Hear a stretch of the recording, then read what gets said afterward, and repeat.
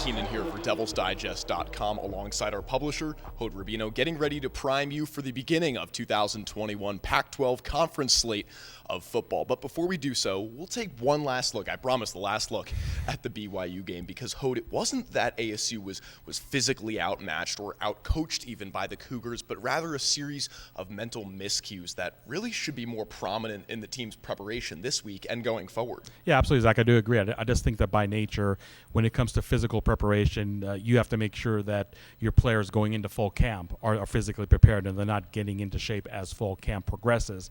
But the mental preparation is definitely something that happens more when the season starts, and physical preparation somewhat takes a back seat because you just can't devote as many hours as you can for strength and conditioning in September versus what you did in June and July, for example. But the mental preparation normally really is more centered around the game plan, what you're trying to do on offense, what you're trying to do on defense, scouting the opponent.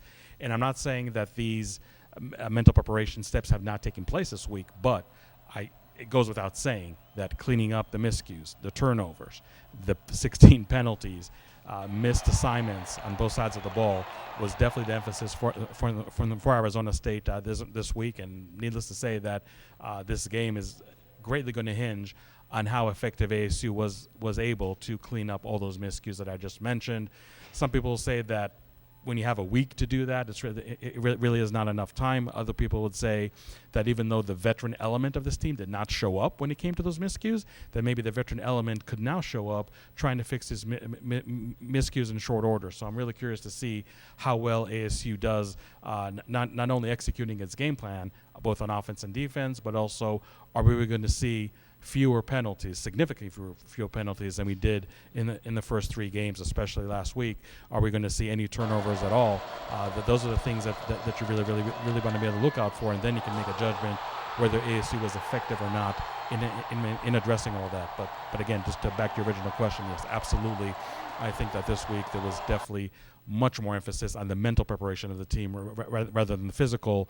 And I would say that, again, not that less time was spent on the game plan for ASU, but I think there was a considerable amount of time, needless to say, that was spent on cleaning up the laundry list of issues that came up in that BYU contest. Much to the pleasure of our viewers, we'll close the book on BYU and open up Chapter 4, which is the Colorado Buffaloes.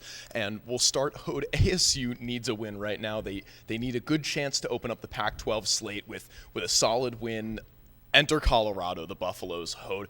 Their offense, at least for a defensive standpoint for ASU, offense hasn't been too productive so far. You just look at the numbers, Zach, and sometimes the numbers can be misleading, but in Colorado's case, especially in the offense, it really isn't. They have scored 7 points in the last two games. They were shut out at home by Minnesota 30-0 last Saturday. They have not scored in their last 21 offensive possessions. This is an offense that is hurting and on all sides, and that's probably even somewhat of an understatement. Their quarterback, Brandon Lewis, first-year quarterback for the Buffaloes, and really has not looked comfortable at all in the last two games. You give Colorado credit that I think compared to a lot of other Pac-12 teams, even ASU, they have played a tougher non-conference schedule. And I think in hindsight, this team, with all the personnel that they have, especially on offense, was probably not ready to play back-to-back Power 5 teams in their non-conference slate. And that definitely showed with the Buffaloes. I think their offensive line, if you look on film, really having a lot of issues, whether it's pass protection, whether it's run blocking. People may forget that the Buffaloes actually did return Pac-12 Offensive Player of the Year, Jarek Broussard, their running back, but he has been hurt during the Texas A&M game. Did not play at all.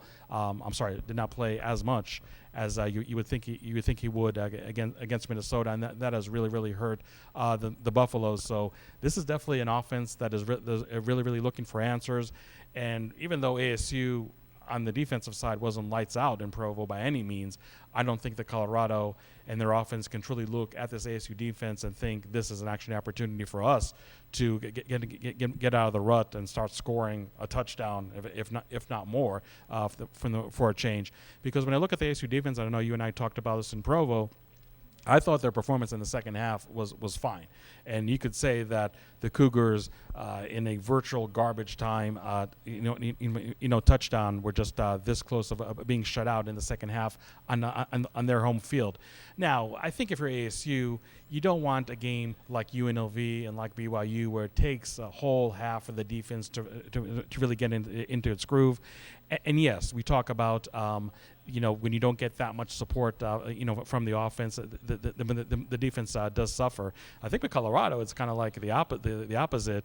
I think the offense is actually getting a lot of support from the defense, but really not repaying, if you will, in kind, and really having a lot of struggles. So for this ASU defense, I think you definitely want to force the quarterback, Brandon Lewis, to beat you. You don't want this running game that was very effective in 2020 to suddenly come to life.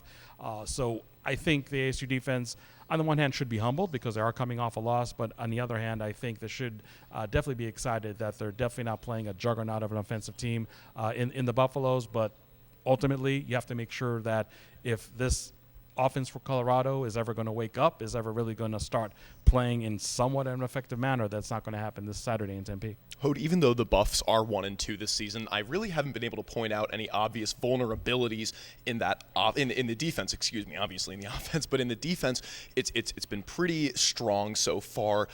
ASU needs this win big. How can ASU take advantage? Because ASU's offense is still struggling as well. They're unproven.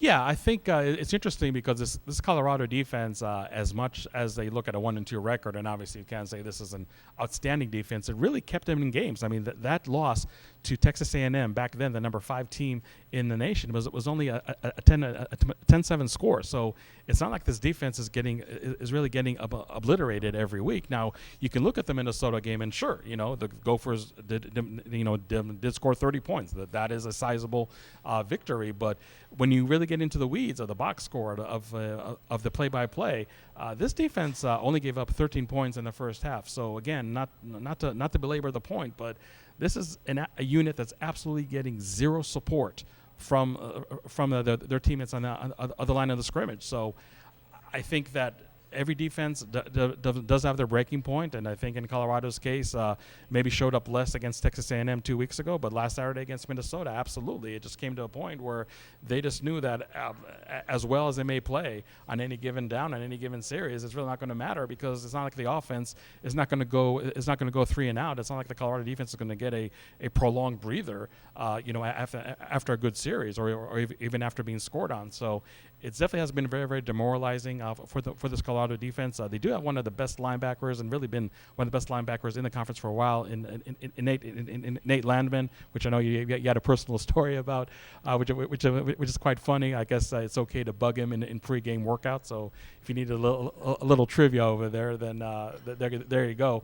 But really, all jokes aside, it's really a Buffalo team that has been pretty stingy in their pass defense. I mean, no offense has passed for more than 200 yards. Not even Texas A&M, not even Minnesota. Now, on the other hand, it was surprising because I think they have a pretty stout front seven as well. But they gave up 277 yards to Minnesota. So actually, when you look at that 30-0 loss that Colorado endured, it really was the pounding ground that really hurt that defense more than the passing game. So if you're ASU, at this point, as we're recording this, we don't know if DeMonte Traynham is or is not going to play this week. But we saw Daniel Ngata having a weird but good game against BYU. Did not play at all in the first half. Did not play at all in the fourth quarter. But in the third quarter, the only quarter that he played, he had 82 yards on 10 carries, really pulling a Rashad White, if you will, averaging a first down per carry. But speaking of Rashad White, and I did ask running backs coach Sean Aguano about this, I think that the increased workload for White really has been hurting him. I mean, he's still scoring touchdowns. It's not like he's out there just getting 20 or 30 yards rushing. But I really feel that when the workload is not distributed evenly between him and whether it be Traynham, who obviously has been absent now for 2 games, or whether it been Ngata, who actually played very sparingly against BYU, that really is affecting White. As we know, they don't want quarterback Jaden Daniels to really run the ball excessively in the double digits. So I'm really curious to see if Trainham cannot go this week, if Ngata and White are really having a more even workload, because I think that can really go a long way for ASU. But look, I don't want to really dismiss the passing game and what it can do against Colorado, because it really was the best passing game performance of the year, even though it was definitely disproportionately a very good first half in the air, even though there were actually 2 interceptions in that half, and not so great in the second half. But it seems like the passing game somewhat right now is really getting into the rhythm. I think Ricky Parasol, LV Bunkley Shelton are showing us that they can be really capable and dependable wide receivers. Andre Johnson, maybe it's a little few and far between, but he can be a downfield threat for the Sun Devils. So I know that the numbers show that it was somewhat of a balanced offense for ASU in Provo. And again, it was just kind of weird because passing game was much better in the first half than the second half. Flip the script, that's exactly what happened to the running game. So I'm curious to see if ASU can actually have a truly balanced offense. But I do think they're going to be more challenged in the passing game against Colorado, maybe even compared to they were against BYU last week. But I think the biggest story really is the running game, because the Trainham cannot play. Can Ngata really increase his workload, really help Rashad White, and really not affect his own production? Can they really keep Jaden Daniels from rushing 10, 12 times like he did just a couple weeks ago against UNLV? That's really going to be interesting. So the bottom line here is don't be fooled by the 1-2 record of Colorado, because it really is much more reflection of their offense than their defense. And the ASU offense, like you said, with 11 penalties just last week, really has a lot to clean up. And I like to think that they're not going to look at that 30-0 loss to Minnesota by Colorado and think they're going to have a cakewalk, because that's not going to be the case at all on Saturday night, at least not in my opinion. Now that we've examined ASU's miscues versus BYU, as well as Colorado's offense and defense, Hode, do you think ASU has what it takes to start the Pac-12 conference play on a positive note with this game versus Colorado? Well, going back to my earlier point, I know it's overstating the obvious. They really have to clean up the miscues, the penalties, the misassignments, the turnovers, and I like to think that ASU, to some extent, can clean that. And again, I mean, I'm not saying Colorado is an absolute awful team, the worst opponent that ASU is going to play all year long, but they're not coming in here with a lot of confidence. So I think it's quote unquote a comfortable opponent for ASU to face. Now, that doesn't say that ASU can just roll out of bed on a Saturday night and just put on the pads and go out and obliterate Colorado, just like Minnesota did last week. But this is definitely a team that both on offense and even on defense to some extent definitely has some deficiencies that I do feel ASU can and really should exploit.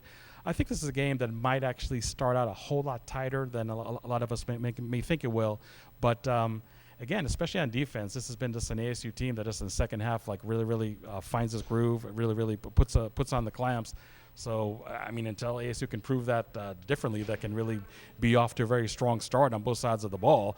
I think that maybe the first half there might be some little nail biting and white knuckle moments, but ultimately I see ASU prevailing 31-10 over Colorado. ASU pretty used to those close first halves and then switching it on in the second half. Hey, for all of your pre, during, and post-game content of not only this Colorado game, but ASU's football season games all year, make sure you keep it locked in to DevilsDigest.com and give us a follow on Twitter at DevilsDigest. The Sun Devils looking to take care of the Buffaloes and start Pac-12 conference play on a positive note. For Hode Rubino, I'm Zach Keenan, and we will see you on Saturday.